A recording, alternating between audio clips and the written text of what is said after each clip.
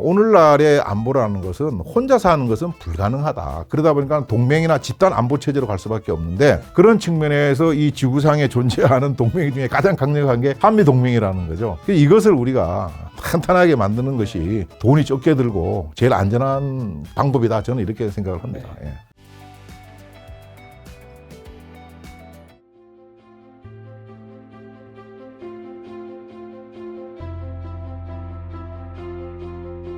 북한이 한국을 선제 공격할 가능성은 있나요? 사실 뭐 한국이 북한을 선제 공격할 가능성은 거의 없잖아요. 그건 하면 안 되지. 우리나라는 또 그런 식의 이제 먼저 뭔가 다른 나라에 침범하는 그런 것도 없었고. 아니, 과거에는 아주 까마득한 진짜 옛날에 있었지만 조선 이후에는 없지 않아요? 없죠. 예. 근데 우리가 그 공격을 할 수 없는 건 뭐냐 하면은, 우리가 지금 국방의 한 축을 이제 사실은 그 한미 동맹에 의해서 그렇죠. 미국이 담당하고 있잖아요. 네. 미국이 우리의 한미 상호 방위 조약에 의해서 우리를 도와주고 있는 것은 그 조항에 대한민국이 외부로부터 침략을 받았을 때 미국이 도와준다는 것이지, 그렇죠. 우리가 쳐들어갈 때 도와준다는 건 없는 거예요. 그러니까 우리가 쳐들어갈 이유도 없고 쳐들어가서도 안 되는 거고. 북한은 우리나라에 쳐들어올 수 있잖아요. 그거는 뭐 항상 이제, 근데 지금 이제 쳐들어올 가능성이 있느냐? 저는 이제 없다고 보는데, 뭐 여러 가지 이유가 있지만은, 일단은 북한이 전쟁할 준비가 안 돼 있다. 갖고 있는 건 이제 핵 미사일, 이거 이제 개발해서 우리보다 확실히 그 월등한 위치에 있는 건 이제 분명한데, 핵 미사일만 갖고 전쟁하는 건 아니잖아. 그리고 핵 미사일도 뭐 몇천 발을 갖고 있는 것도 아니고, 그리고 그것도 제대로 올지 안 올지도 이제 모르는 거고 하다 보니까, 결국은 전쟁이라는 게, 우리가 러시아 우크라이나 전쟁을 보면은 장기간 지속이 되면은 돈이 필요한 거야. 맞습니다. 뭘 사와야 되잖아요. 현실적인 거죠. 예. 근데 그런 측면에서 북한은 전쟁을 할 경제적 능력이 일단은 안 된다고 보는 것이고요. 그리고 전쟁을 하려 그러면은 러시아에다가 152mm 포탄 300만 발 뭐 이상이라든지 미사일 같은 거 몇십 발 주면 안 되죠. 그거 주고 지금 뭐 식량이나 유류 같은 거 좀 얻어오고 있는 것 같은데, 대신 북한의 탄약고가 지금 비어 있다는 거 아니에요? 그런 상황에서 지금 선제 공격한다? 저는 뭐 이것은 있을 수가 없고. 그럼 만약에 언젠가는 어쨌든 공격할 수 있는데, 만약에 북한이 한국을 선제 공격하면 어떤 일이 벌어지고 어디부터 공격할까요? 우리가 뭐 그 다 보도되어 있는 북한의 공격 시나리오가 있죠. 북한이 갖고 있는 그 전략 전술이라는 게 김일성 때부터 단기 속전속결, 그 다음에 이제 배합전이라는 건데, 배합전은 특수부대들이 후방에 들어가서 막 휘젓고 다닌다는 거죠. 게릴라전 한다는 거고. 그래서 단기전 속전속결이라는 것은 단기 짧은 기간 동안에 해야 된다. 왜? 6.25 때 보니까 미군하고 포함해서 유엔군이 오니까 이게 안 되더라. 그러니까 3 내지 5일 만에 끝내야 된다. 이게 단기전이란 말이에요. 속전속결 빨리 가야 된다는 거예요. 김정은이가 생각할 수 있는 것은, 지금 우리 국내에 있는 미군 말고, 주한미군 말고 추가로 지원될 수 있는 미군들이 오기 전에 빨리 끝내겠다는 생각. 이걸 갖고 이제 그 전쟁을 시작을 할 텐데, 일반적으로 딱 이게 맞는 순서는 아니지만 제일 먼저 어디부터 공격할 건가? 당연히 수도랑 그다음에 계룡, 거기 이제 우리나라 군의 핵심, 거기부터 두 군데, 용산. 이제 우리가 미국이 과거에 이제 걸프전이라든지 이라크 전쟁, 아프가니스탄 이런 데 이제 전쟁 초기에 주도권을 갖고 싸울 수 있었던 것은 하늘에 대한 제공권을 갖고 있었어요. 상대방이 비행기 못 다니게 하고 밑에 우리 편을 다 내려다보면서 보호해주고 있으니까 밑에서 마음대로 싸울 수 있거든요. 바다에서나 땅에서나 말이죠. 이제 그런 측면에서 본다 그러면은 북한도 우리랑 똑같은 생각을 가질 테니까 우리의 비행장부터. 우리나라 비행장이 어디 있죠? 우리 공군 비행장도 쫙 깔려 있잖아요. 청주에도 있고, 충주에도 있고, 수원에도 있고, 뭐 김해에도 있고, 전국에 깔려 있으니까 그런 공군 비행장이 아마 이제 1순위로 들어갈 거예요. 그렇게 해서 거기에 있는 우리 공군 전투기들이나 이제 폭격기들이 못 뛰게 이제 하는, 거기에 이제 미사일이 제일 먼저 날아갈 것이다. 그 다음에는 이제 아까 우리 김 작가님 말씀하셨듯이 우리 전쟁 지도부가 지금 어떻게 보면 두 군데로 나눠져 있다 할 수 있지만, 전시가 되면은 전쟁 지도부가 이제 결국 현재는 우리가 이제 용산에 지금 있지 않습니까? 그러다 보니까 이제 이 서울이 이제 목표가 될 것이고, 그 다음에 이제 3군 본부가 있는 이제 계룡, 우리가 이제 계룡시의 계룡대, 그 다음에는 이제 추후에 미군들이 일본이나 괌이나 미국 본토로부터 들어올 수 있는 장소들이 있잖아요.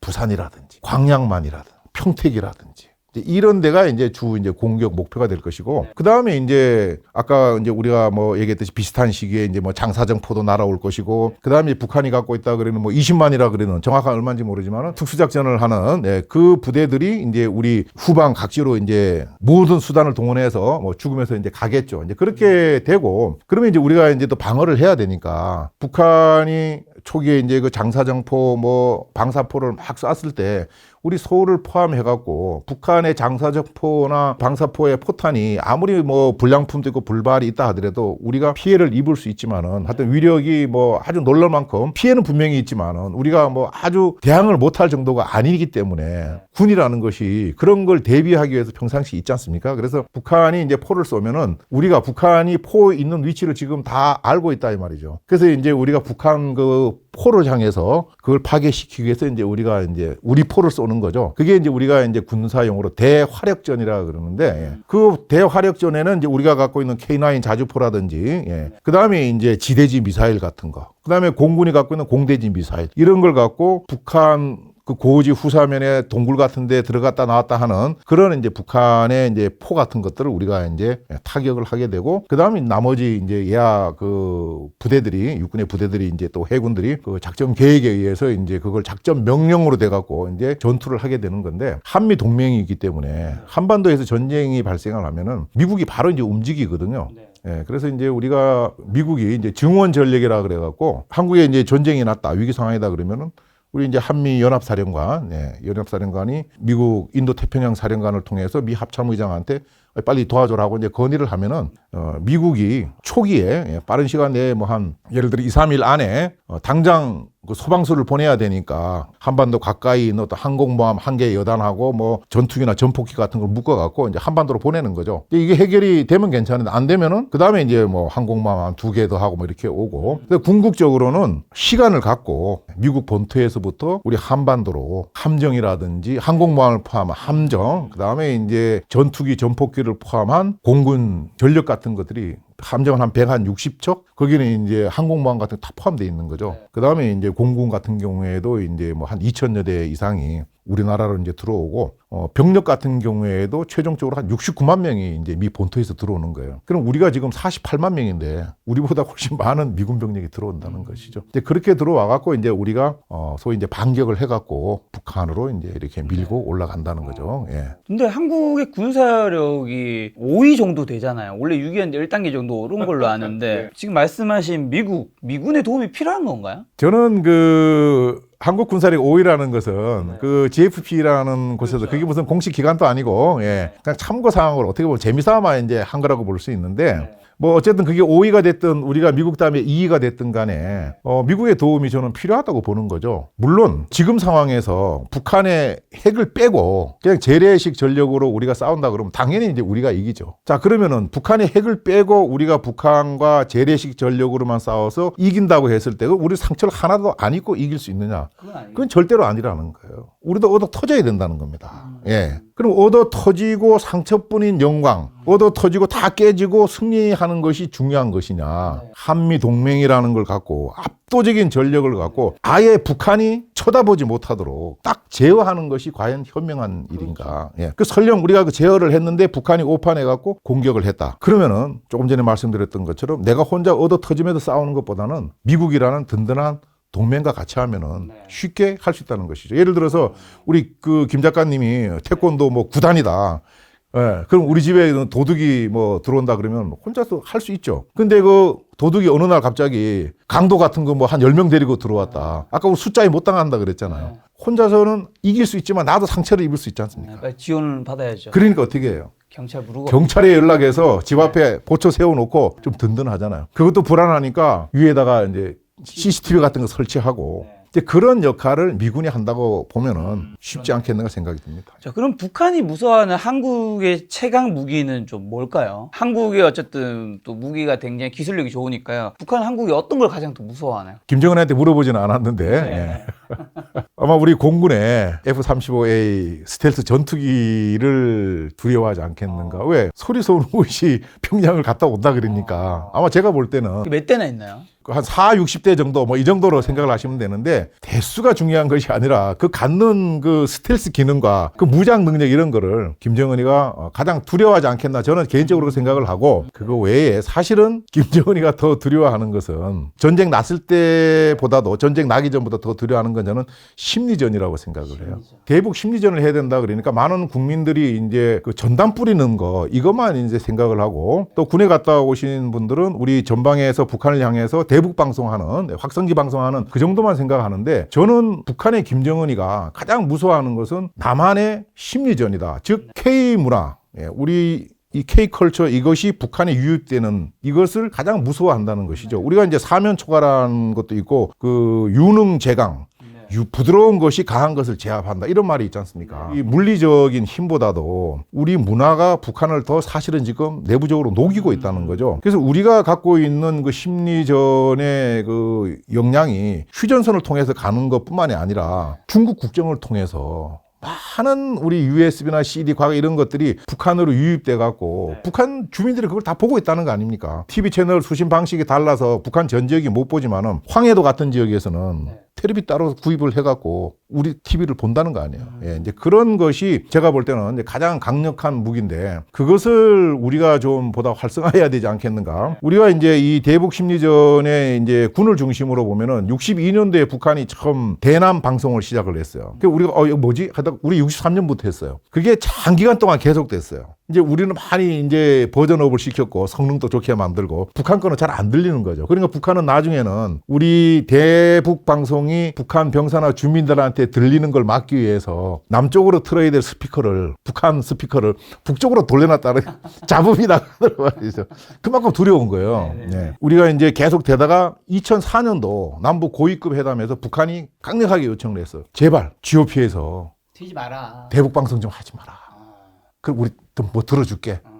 이렇게 해서 결국은 그 당시 정부가 그걸 들어줬고 양쪽이 다 이제 철거를 했어요. 그 철거하는 걸 사실 웃기는 거죠. 북한의 대남 방송 장비라는 것은 별로 없어요. 아주 엉성한 스피커 몇 개가 밖에 없고 그 다음에 돌 있잖아요. 돌에다가 페인트 칠해갖고 글자 만들어 놓은 거예요. 멀리서 보라고. 반면에 우리는 이 고성능 출력을 갖고 있는 확성기에다가 그 다음에 우리 전광판 있지 않습니까? 반짝반짝하는 이걸 다 같이 철거해버린 거예요. 우리 엄청 손해본 거죠 사실은. 네. 그렇게 했다가 우리가 2014년도에 천안함 폭격 사건이 있었잖아요. 그래서 우리가 화가 나갖고 대북 방송을 다시 했어요. 그랬더니 한 보름 뒤에 북한이 또 사정해갖고 그래서 멈췄다가 그 다음에 2015년에 목함지뢰가 사건이 있어요. 그때 이제 우리가 대북 방송을 또 재개한 겁니다. 그 북한이 어떻게 했어요? 방송하는 데다가 포를 쐈지 않습니까? 그 우리가 또 대응 사격을 하고 그래서 결국은 2015년 8월 달에 김관진 당시 안보실장하고 통일부 장관 북한의 항병사고에서 한 2박 3일인가요? 판문점에서 회담을 했지 않습니까? 그렇게 한 결과가 뭐예요? 북한이 야 우리 미안하다고 유감 표명할 테니까 확성기 좀 꺼줘라. 이거 하느라 2박 3일 걸린 거예요. 그러니까 그만큼 우리가 대북 심리전을 하는데 북한이 포를 쏠 정도로 북한의 지도부는 우리의 심리전을 엄청나게 무서워한다는 겁니다. 이제 그런 측면에서 저는 가장 그 두려워할 무기가 제 개인적으로는 F-35의 스텔스기라고 보고 그거만큼 더 강력한 것이 저는 평상시부터 우리 이 심리전 이거라고 생각을 하는 거죠. 이제 올해 또 11월에 미국 대선이 있잖아요. 네. 트럼프가 만약에 다시 당선하게 되면 북한에게는 좀 어떤 일이 닥칠까요? 또 북한은 트럼프, 바이든 누굴 더 원할까요? 글쎄요, 김정은이가 아마 옛날 생각을 해서 트럼프를 원하지 않을까. 그 트럼프가 만약에 된다고 그러면은 여러 가지 이제 뭐 복잡한 일이 많이 일어날 것 같은 느낌인데, 어쨌든 트럼프는 뭐 우리가 잘 알고 있다시피 탑다운을 이제 좋아하는 사람이었지 않습니까? 예. 그래서 뭐 어떤 생각을 할지를 모르고 모든 걸 이제 경제적인 개념을 갖고 이제 접근하는 그런 지도자이기 때문에 뭔가 미국에 대한 이제 이익을 뭐 대통령이래 미국 대통령이면은 뭐 만약에 미국 대통령이 된다면은 미국의 이익을 가져와야 되니까 트럼프 대통령은 북한의 어떤 그 핵 미사일 이것을 비핵화가 아니라 현재 상태 그래 로켓맨 내가 그걸 인정해 줄 테니까 대신 뭐 이런 거 좀 뭐 이렇게 요구하지 않겠는가. 이제 그렇게 많이들 이제 생각을 하는데 뭐 저도 이제 그 정도로 하지 않겠는가. 예, 그렇게 해서 일단은 과거에 2번 했다가 이제 성과 없이 끝났던 뭐 정상회담 또 북한하고 미국 간에 뭐 그런 어떤 또 일이 다시 또 진행되지 않겠는가. 만약에 트럼프가 된다면은 예. 그 어쨌든 이 전쟁이라는 것도 이제 당연히 이 우리 한국에서도 군의 수뇌부에서는 그런 시나리오 같은 걸 짤 거잖아요. 그렇죠. 여러 가지 시나리오에서 우리가 대응책을 만들 테니까 한국군이 가장 생각하는 최악의 시나리오는 좀 어떤 게 있는 거죠? 그러니까 최악의 시나리오, 이제 네. 북한이 우리에게 뭔가 전쟁이든 뭔가 했을 때 가장 좀 두려워하는, 이렇게 뭔가 했을 때는 우리도 뭔가 하긴 하겠지만 이런 상황은 너무 많은 것을 이뤄야 된다. 일단은 예를 들어서 이제 우리가 지금 그 한미 상호 방위 조약에 의해서 한미 동맹이 지금 현재까지 국건이 돼 있는데 만약에 이것이 이제 어떤 이유로든 간에 틀어진다든지 이게 제대로 진행이 안 됐을 경우에는 우리가 참 그 감당하기 어려운 막다른 골목으로 갈 수도 있다는 것이죠. 우리가 이제 그 현재 상황에서 우리는 핵이 없지 않습니까? 없는 것은 미국이 이제 확장 억제를 해준다 그래서 지금 안 하고 있는 건데 만약에 그것이 뭐 나중에 미국 지도자가 뭐 누가 돼서 야 이건 아니고 알아서 해 뭐 이런 식으로 됐다 그랬을 경우에는 최악의 이제 상황을 맞이할 수도 있다고 봐야 되는 거죠. 근데 그런 상황까지 뭐 가지는 않을 걸로 봐. 가서도 안 되고. 그럼 북한과 전쟁 시 한국에게 반드시 필요한 거는 뭐 무기나 전쟁에 대한 안보 의식도 있겠지만 한미 동맹 관계가 가장 좀 중요한 것 중 하나겠네요. 그렇죠. 일부 우리 이제 뭐 시민단체나 정치하고 이러는 분들이 그 미군 물러가라 뭐 막 얘기하고 그러잖아요. 그분들은 뭐 대책이 있는지는 모르겠어요. 미군이 물러가고 난 뒤에. 미군이 물러가면은, 야, 우리도 자주국방, 우리도 뭐 갖고 있는 거 다 있는데, 우리가 하면 되지. 이렇게 생각하시잖아요. 그 자주국방의 개념을 우리가 잘 생각해야 된다고 저는 생각을 합니다. 이 자주국방이 그냥, 야, 다른 사람 도움 다 필요 없어. 그냥 우리끼리 하면 돼. 이게 불가능한 거죠. 이 지구상 존재하는 나라 중에 소위 자주국방을 할 수 있는 나라는 아마 미국 정도밖에 없을 거라고 생각을 해요. 미국도 자국에 누가 쳐들어왔을 때 막는 그거. 다른 데 가서 전쟁하는 것이 아니고. 왜? 미국은 무기도 현재 잘 갖고 있고 기술도 좋고 돈도 많고 인구도 상당히 많지 않습니까? 반면에 좀 작은 나라들은 그게 안 되는 거예요. 러시아도 보십시오. 자기가 침략을 받은 것이 아니라 우습게 알고 들어간 우크라이나한테 지금 절절 매고 있지 않습니까? 그 러시아도 어떻게 보면은 상당한 자주국방을 할 수 있는 능력을 갖고 있는 나라 중에 하나죠, 사실은. 자원이라든지 이런 것들이. 근데 혼자서는 안 되잖아요. 그 다음에 이제 스웨덴이라든지 핀란드, 스웨덴 같은 한 200년 동안 중립국을 하다가 지금 나토에 가입을 했다. 왜 가입을 했겠느냐? 오늘날의 안보라는 것은 혼자서 하는 것은 불가능하다. 그러다 보니까 동맹이나 집단 안보 체제로 갈 수밖에 없는데 그런 측면에서 이 지구상에 존재하는 동맹 중에 가장 강력한 게 한미 동맹이라는 거죠. 이것을 우리가 탄탄하게 만드는 것이 돈이 적게 들고 제일 안전한 방법이다. 저는 이렇게 생각을 합니다. 중국과 대만 양안 이슈가 계속해서 좀 커져가고 있는데 뭔가 남북한 전쟁 가능성보다 중국이 대만을 침공할 가능성은 훨씬 제가 봤을 때는 더 커 보이거든요. 현재는 그렇죠. 네, 장군님 생각했을 때 중국이 대만 침공할 가능성을 좀 어떻게 보시나요? 그래서 제가 뭐 이 대만 문제 전문가는 아닌데 그동안에 이제 우리가 쭉 흘러온 흐름을 보면은 중국의 대만 침공 가능성을 이제 처음 언급한 것이 2021년에 미국의 그 인도태평양 사령관이 중국이 지금 대만을 다 야심찬 눈으로 지금 뭐 바라보고 있다. 2027년까지 침공할 계획을 마치는 것 같다. 6년 안에 침공할 가능이 있다. 이렇게 실제로. 그렇게 이제 당시 그 미 인도 태평양 사령관이 이야기를 했고, 그 다음에 2022년에 미 CIA 국장이 비슷한 이야기를 또 했어요. 중국이 대만을 침공할 가능성이 있는데 지금 러시아가 우크라이나 지금 쳐들어가서 이렇게 하고 있는데 그런 걸 이렇게 중국이 보면서 지금 재고 있다. 어떻게 할 것인가. 이제 이렇게 얘기를 했어요. 그리고 그 몇 달 뒤에 이제 미국의 그 CSIS 전략국제연구소에서 또 그 중국하고 대만을 연구하는 전문가들이 한 60% 이상이 좀 10년 내에 중국이 대만을 침공할 것이다. 이렇게 이야기를 한 것이죠. 그분들이 뭐 다 근거 없이 뭐 얘기하지 않았겠, 뭔가 나름대로 분석을 해봤을 테니까. 그 다음에 이제 우리가 그냥 2027년이 중국에 가는 의미가 또 있는 거예요. 어떤 의미가 있겠습니까? 2027년. 시진핑이 지금 세 번째 하고 있는데. 사연임이 결정되는 해예요. 그리고 이제 중국의 인민해방군 있잖아요. 그 인민해방군이 건군 100주년이 되는 날이에요. 2027년 8월 1일이. 원래 이제 중국이 이제 인민해방군이라는 명칭을 1950년대에 그냥 뭐 일반적인 뭐 우리 같은 뭐 국방군 이렇게 이제 바꾸려고 했는데 일부에서 반대를 했다는 거죠. 왜 반대했느냐? 대만 아직 해방 안 됐잖아.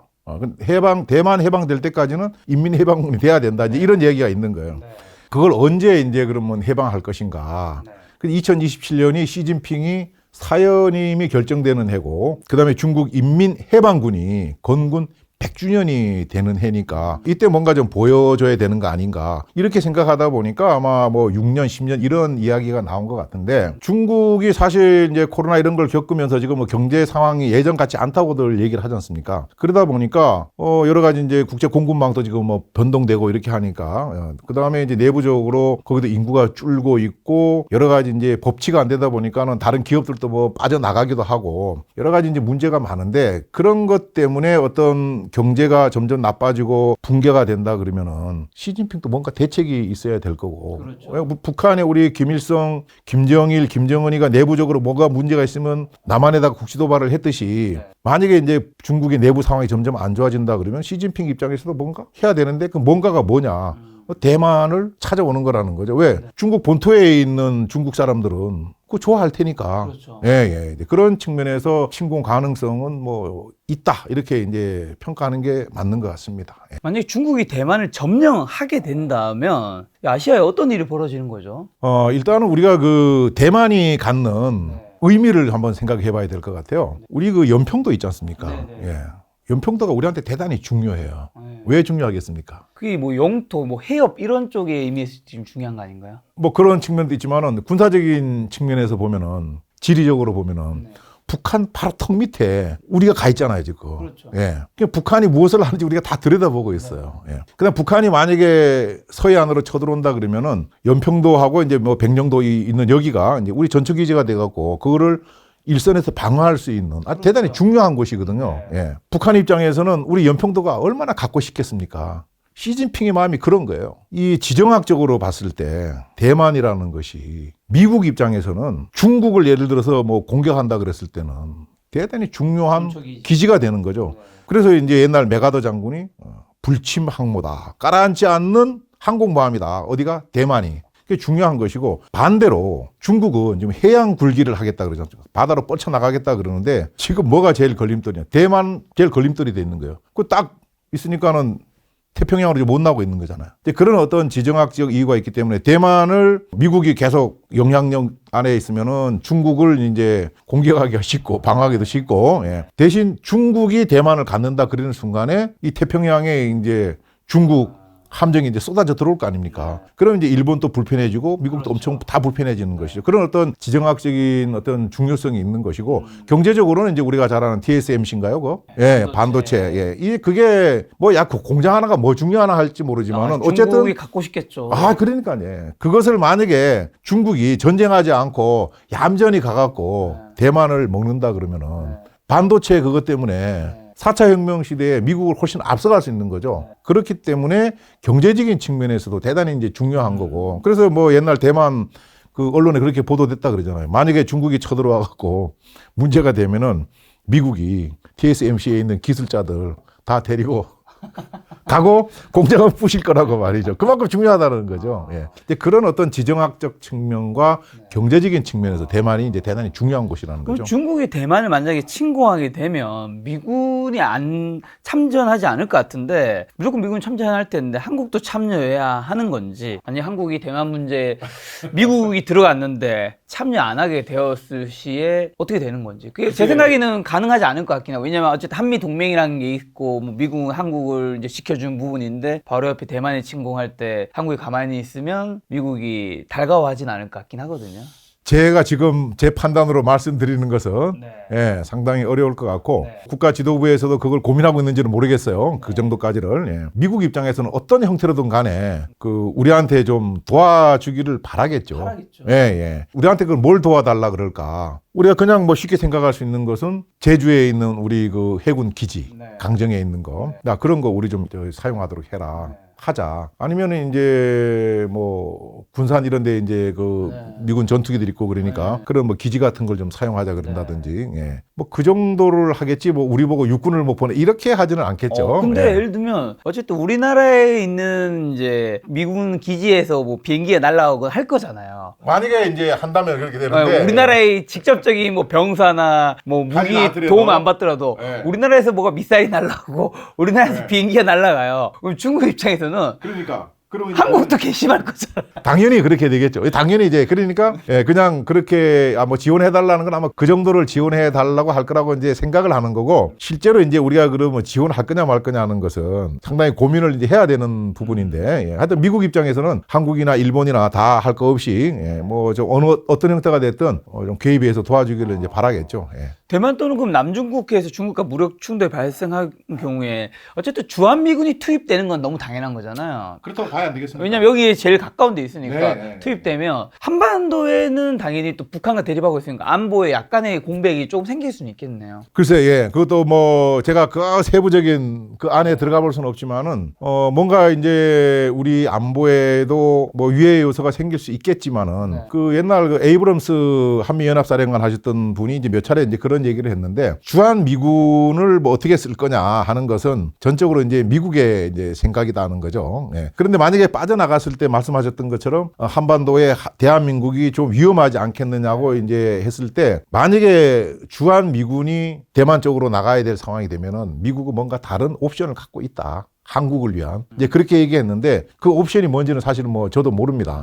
근데 일단은 그 에이브럼스 전 그 한미 연합사령관이 한 두 차례에 걸쳐서 그런 유사한 이야기를 했기 때문에 뭔가 뭐 착오가 없도록 하지 않겠는가. 그럼에도 불구하고 이제 우리가 최근에 이런 이야기가 나온 김에 그런 어떤 것을 우리 이제 그 전쟁 지도부에서는 좀 생각을 해봐야 되지 않겠는가.